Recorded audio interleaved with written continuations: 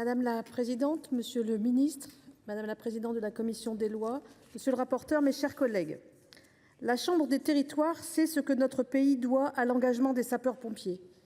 Nous connaissons tous la valeur des Sdis. Nombre de drames sont évités chaque année grâce à l'action quotidienne de plus de 200 000 femmes et hommes partout sur le territoire. Au nom de mon groupe, Les Indépendants, et encore plus au regard des événements dramatiques récents, je tiens à rendre hommage à ces femmes et ces hommes qui veillent, interviennent, sauvent. Je renouvelle notre soutien et notre reconnaissance à celles et ceux qui, au cours de leur mission, ont été blessés, mais aussi aux familles de ceux dont la vie a été brisée. J'y associe leurs proches et leurs collègues.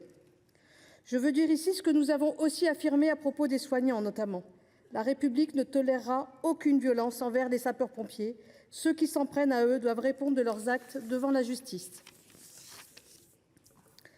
La majorité des sapeurs-pompiers, ce sont des hommes et des femmes qui ont librement pris un engagement en parallèle de leur vie privée et professionnelle afin de porter secours et assistance aux concitoyens.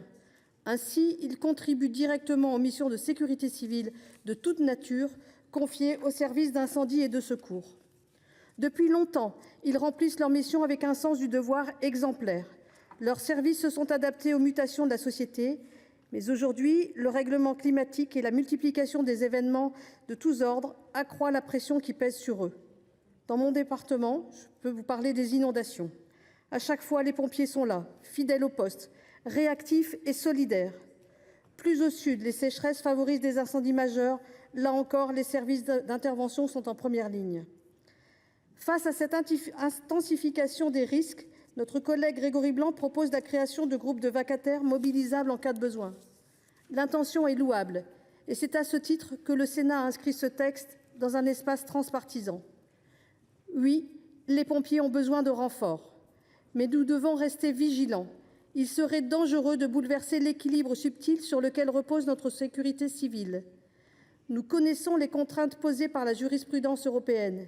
Il ne s'agit pas de les ignorer ni de les aggraver. Je salue le travail de notre rapporteur, qui a su entendre les objections légitimes et proposer des ajustements utiles. Renforcer notre modèle suppose de rester fidèle à ses fondements, à commencer par le principe du volontariat.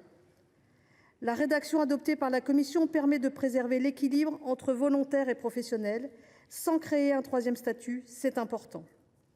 Dans un contexte budgétaire contraint, il était aussi essentiel de ne pas fragiliser les finances de nos collectivités locales, comme l'aurait pu faire le texte initial. Oui, notre modèle est appelé à évoluer, mais il est sage d'attendre les conclusions du Beauvau de la sécurité civile avant d'engager les réformes structurelles. Cette concertation permettra d'intégrer les préoccupations de toutes les parties prenantes. Nous le devons aux pompiers comme à nos concitoyens. Le groupe Les Indépendants abordera les débats avec vigilance et votera majoritairement contre ce texte.